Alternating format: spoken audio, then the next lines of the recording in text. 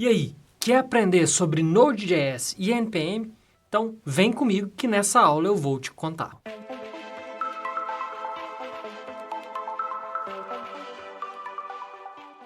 Olá, meus queridos alunos, vocês estão bom, né? Então, hoje nós vamos aprender sobre NPM e Node.js. Essa é a segunda aula do nosso curso de back-end. Então lá vocês já viram como um cliente-servidor funciona, vocês já viram em JavaScript, né, no nosso curso de front-end. Vou deixar na descrição o link para essa aula, para as aulas que ensinam JavaScript. Agora a gente vai dar um passo além. A gente vai aprender Node.js e NPM. Para isso é bom que a gente primeiro entenda o que são arquiteturas bloqueantes. Então, sistemas .NET, Java, PHP, Ruby, Python, eles paralisam um processamento enquanto utilizam um dispositivo de entrada e saída no servidor. Isso é chamado de blocking thread. O sistema bloqueante ele vai enfileirar cada requisição que ele recebe para depois ele as processá-la, uma a uma, não permitindo múltiplos processamentos delas. Então, por exemplo, quando vai enviar um e-mail, ele vai bloquear tudo, enviar aquele e-mail, para depois ele dar continuidade. Fazer uma consulta no banco de dados, a mesma coisa. Fazer uma leitura do disco, né? Ler algum arquivo ali, a mesma coisa. Então, isso gera a necessidade de fazer upgrades verticais nos seus servidores de forma frequente. Com isso, veio Node.js. Node.js veio com a ideia de ser não bloqueante. Então, Ryan Dahl, entre outros, criaram o Node.js para ser non-blocking thread, ou seja, ser não bloqueante. Com isso, eles consideram que a gente vai ter um bom consumo de memória e eficiência no processamento de requisições no servidor. E eles vieram com dois conceitos principais. O single thread, que é cada aplicação tem uma instância de um único processo, ou seja, não temos mais múltiplas threads.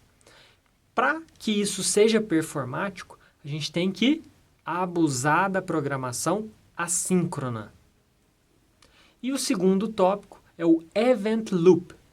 Então, o Event Loop é orientado a eventos. Ele segue a mesma filosofia de orientação a eventos do JavaScript do lado do cliente no servidor. Então, esses eventos de entrada e saída do lado do servidor vão ser, por exemplo, relacionados a uma conexão de um banco de dados, a abertura de algum arquivo, ao invés de eventos ali na interface, como um clique, um keyap, entre outros.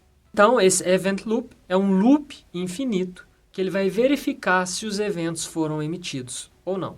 Se sim, ele executa e envia para a fila de eventos executados. Como que é a instalação do Node e do NPM, né? Como vocês podem ver aqui na tela, só a gente vir, clicar nesse botão e ele vai baixar para a gente um executável.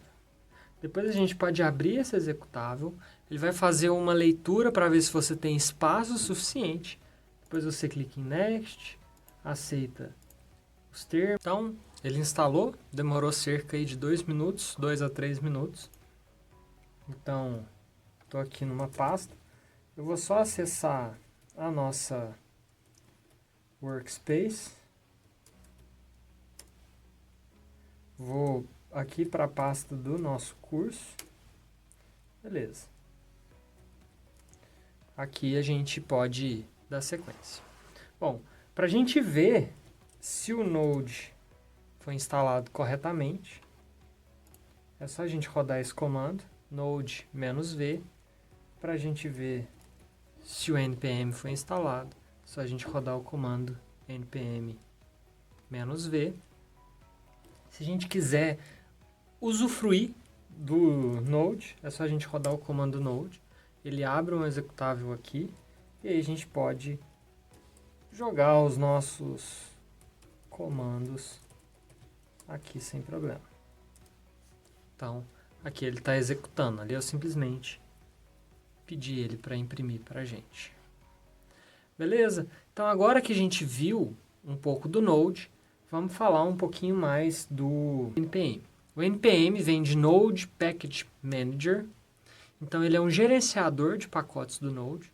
Ele vai ser utilizado para instalar pacotes no nosso dispositivo, né? Pacotes do Node no nosso dispositivo. Ele aprender sobre NPM vai trazer alguns benefícios quando a gente estiver desenvolvendo alguns projetos em JavaScript, projetos mais robustos. E o NPM é o local perfeito para a gente achar features, funções que vão ajudar a gente no nosso projeto. Então, depois a gente vai ver que é tudo chamado de módulos. A gente vai importando ali módulos e vai importando funcionalidades, features para o nosso sistema.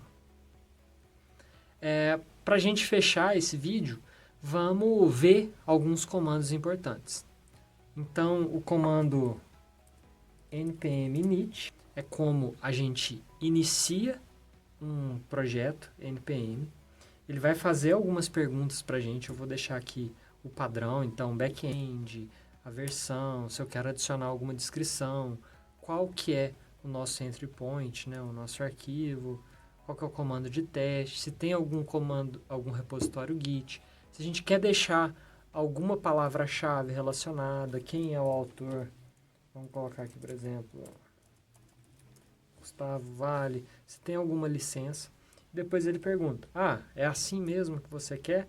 Sim, e ele gera um arquivo package.json. Então, se a gente olha aqui, agora a gente tem uma pasta Node Modules, a gente tem dois arquivos, o package-log.json e o package.json.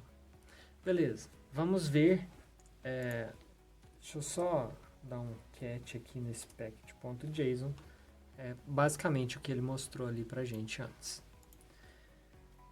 Vou limpar aqui.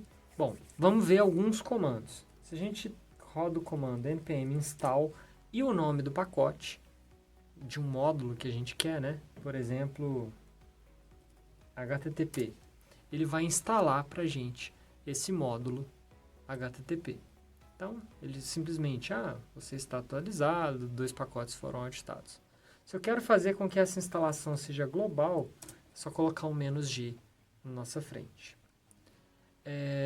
Se eu quero adicionar ele lá na lista de dependências do nosso package.json, a gente vai colocar o nome do pacote e um -- save. Ele vai adicionar lá pra gente. Se a gente quer listar quais os pacotes que a gente tem, é só rodar o npm list. Ele vai mostrar os pacotes que a gente tem ali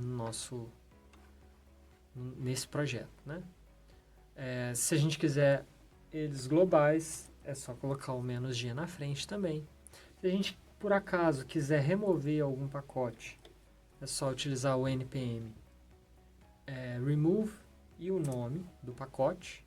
Então, por exemplo, HTTP. Se eu quero que isso seja global, antes de eu colocar o nome do projeto, eu coloco um "-g" e por aí vai. Caso a gente queira fazer o update de um módulo, mesma coisa. Comando update, ele vai executar para a gente. Caso a gente queira que essa atualização ela seja global, é só a gente colocar um "-g" antes do nome. Se a gente quiser adicionar algum usuário, né? Algum usuário que está registrado lá no site do npm, é só colocar npm add user e o nome do usuário. Por exemplo, aqui coloquei Gustavo Vale, mas não vou dar sequência. Se a gente quer saber quem eu sou, né? Se tiver vinculado, ele vai mostrar pra gente. Aqui no caso, como eu não estou vinculado, ele deu esse erro. E se a gente tem um pacote, né, um módulo, e a gente quer publicar, é só a gente utilizar o comando npm publish. Aproveitando que a gente já está aqui, para a gente de fato concluir o nosso vídeo, eu vou dar um pouquinho mais de atenção aqui no nosso package.json. Então, de forma geral, né, a diferença do inicial foi essa linha, que ele adicionou uma dependência, adicionou um módulo HTTP. A gente vai ter o name, que vai ser o nome do nosso projeto, aqui está back-end. Qual que é a versão, se a gente quiser adicionar alguma descrição, a gente pode adicionar aqui no description. Normalmente, ele é separado em 3 valores, então, por exemplo, 1.1.1, onde o primeiro 1 são majors, né? São atualizações em todos os níveis. O minor é o segundo. E o patch é caso alguma atualização menor ali que a gente fez a nível de patch. Beleza? A gente pode ter também o dependence, elas são globais. A gente pode ter o dev dependence também, que aí vão ser dependências só do nosso usuário. A gente pode colocar um booleano, né, um private, para ver se aquele projeto é privado ou não. A gente pode criar scripts, então scripts de teste, entre outros, se existe alguma licença vinculada a esse projeto, e qual que é o nosso main, caso a gente queira ter um arquivo ali para ser o nosso main. Beleza? Então, acho que já deu para a gente ter um entendimento legal do que é Node, do que é NPM. Então, eu vou parar por aqui. Espero que você tenha gostado, tenha curtido o nosso vídeo, esteja inscrito no nosso canal. E é isso aí. Valeu!